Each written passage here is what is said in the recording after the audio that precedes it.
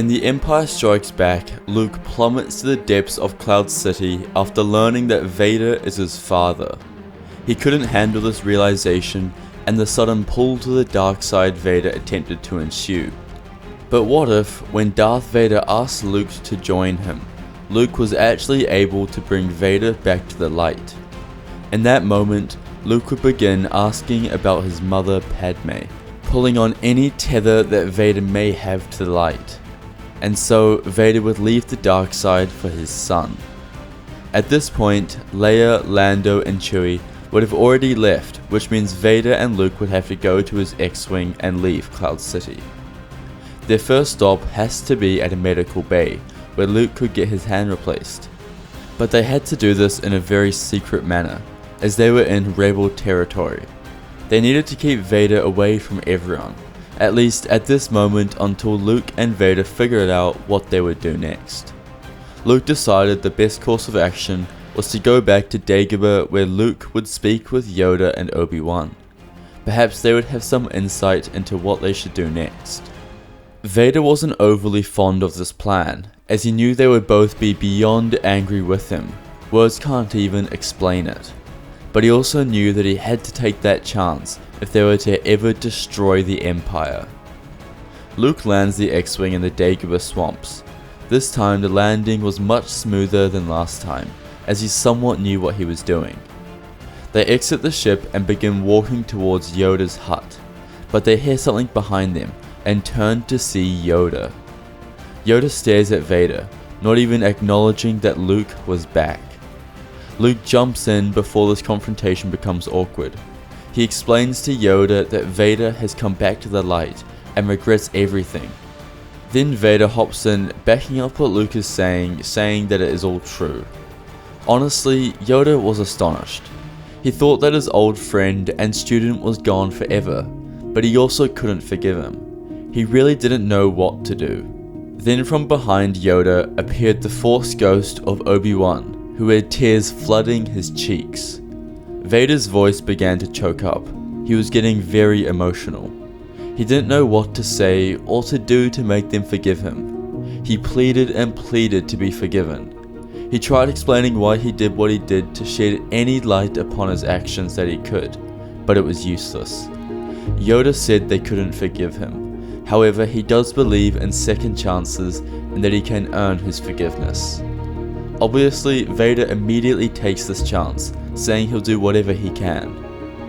Yoda continued, explaining that their main priority shouldn't be fighting between themselves, but instead it should be figuring out how they will defeat Sidious. And the key to this was Luke. Well, Luke and Vader. If all three of them could train Luke to the best of their ability, then perhaps they would be able to stand a chance against Palpatine.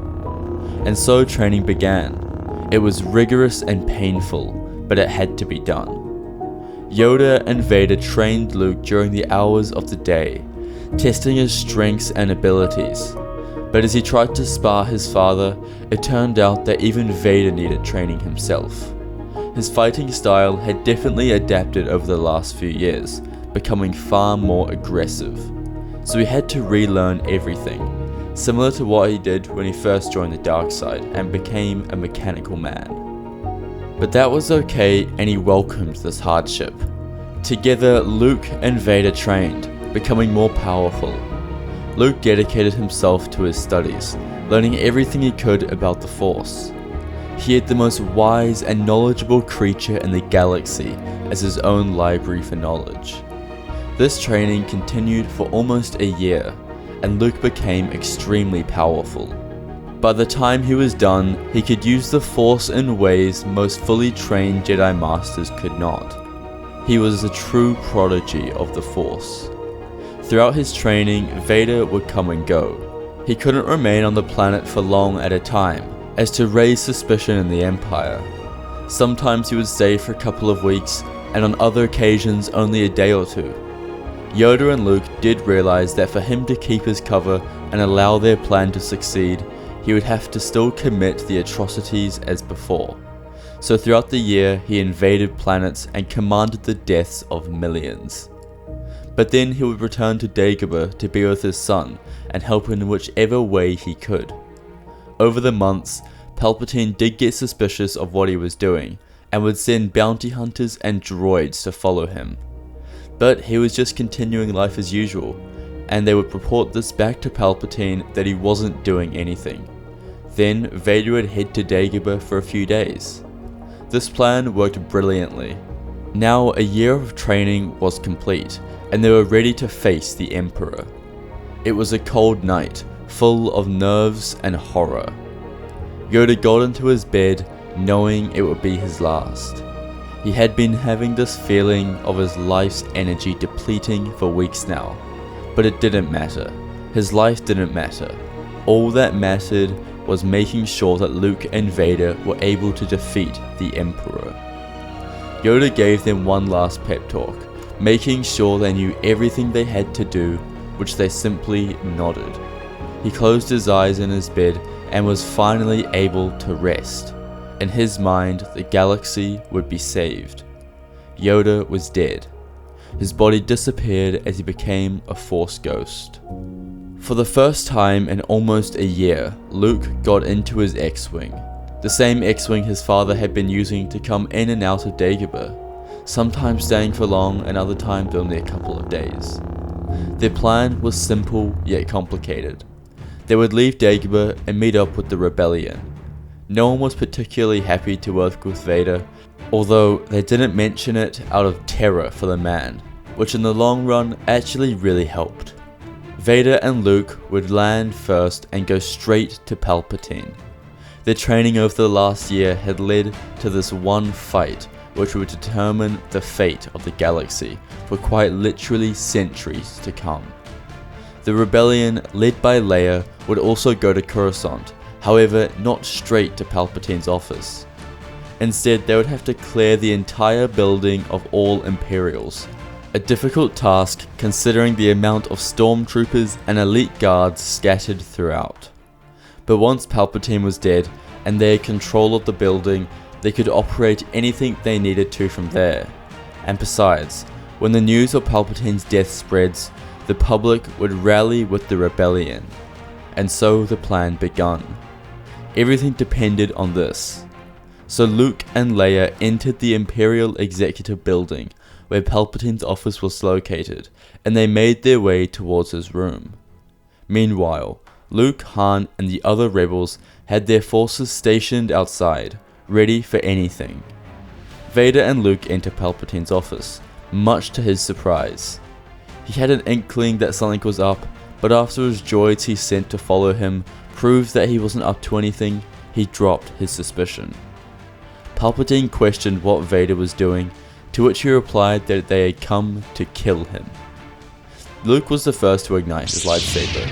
He was nervous and antsy about getting started. The other two followed.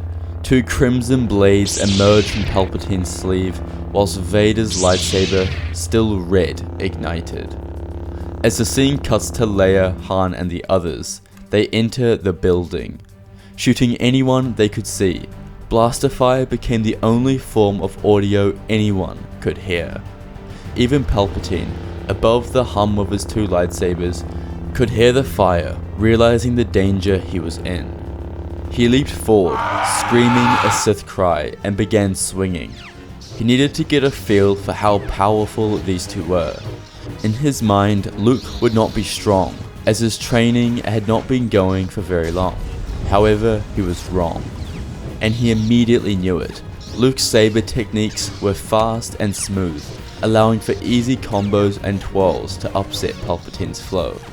He motioned forward with his now green lightsaber and continued to attack Palpatine, as Vader looked for any gap possible to get involved. Palpatine pressed back, using the Force to now push Luke into the wall. Leia shot two stormtroopers in front of a door who were blocking the entrance as she ran inside along with Han. Together, they eliminated everyone in the room. They were almost complete. Once they could clear the building of foes, they could go help Luke and Vader, and with the rebels and two Force users, surely Palpatine wouldn't stand a chance. Palpatine striked for Vader. Vader wasn't as powerful as Palpatine, not even close. At any point, it seemed as though Palpatine could press his attacks just a little bit further and kill Vader, but he wanted it to be slow and painful. His betrayal would be dealt with accordingly. He knocks his lightsaber out of his apprentice's hand as he falls to the ground defeated. But it wasn't completely over, as Luke leaped from the corner of the room to save his father's life. Pushing Palpatine back with the Force, he helped Vader to his feet as they targeted Palpatine. From here, it was over. There wasn't anything Palpatine could do to help himself.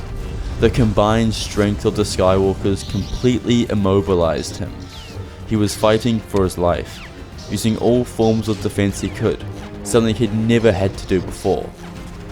The stormtroopers were all destroyed.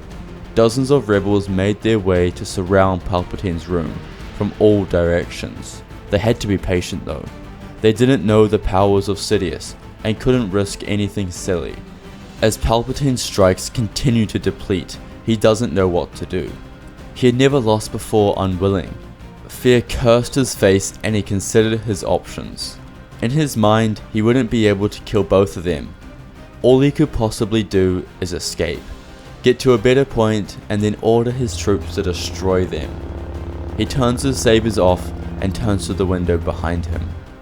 But as Palpatine leaped out the window, he was met with the entire force of the rebellion, led by General Leia Organa. They threw him back inside whilst they all stared and watched. Vader stepped forward, tired from the battle. He spoke loud and proud, explaining the terrors and horrors he had committed to the entire galaxy, but then spoke about how he manipulated him his entire life. But now he must pay. Vader reignited his lightsaber. He raised it above his head, glaring at the old man, pleading for his life. In one swift motion, Vader killed Emperor Palpatine. Everyone groaned a sigh of relief.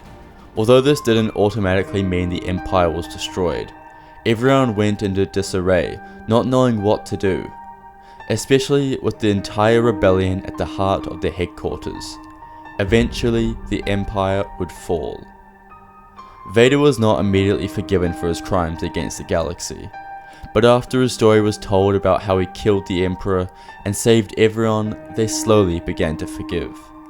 Before long, Vader was able to walk around freely, although he still frightened everyone he came into contact with. Leia became the new Supreme Chancellor of the Republic and began rebuilding the Republic to its former glory, along with her friends and family.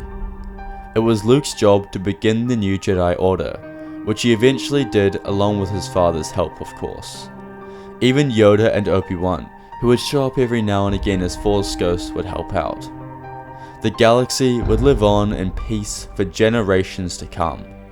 The Jedi would grow back to their former size, but did not become corrupt and unbalanced. They recognized their faults of old and made sure nothing like that could ever happen again. The Republic lived happily ever after.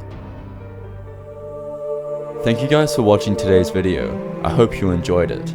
Let me know what you thought of the story and events in the comments below. We have a Discord server which we would love for you to be a part of, as well as a new membership option.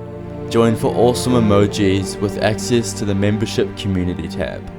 We will be adding more perks in the future to enhance this experience. I hope you all have a great day and may the Force be with you.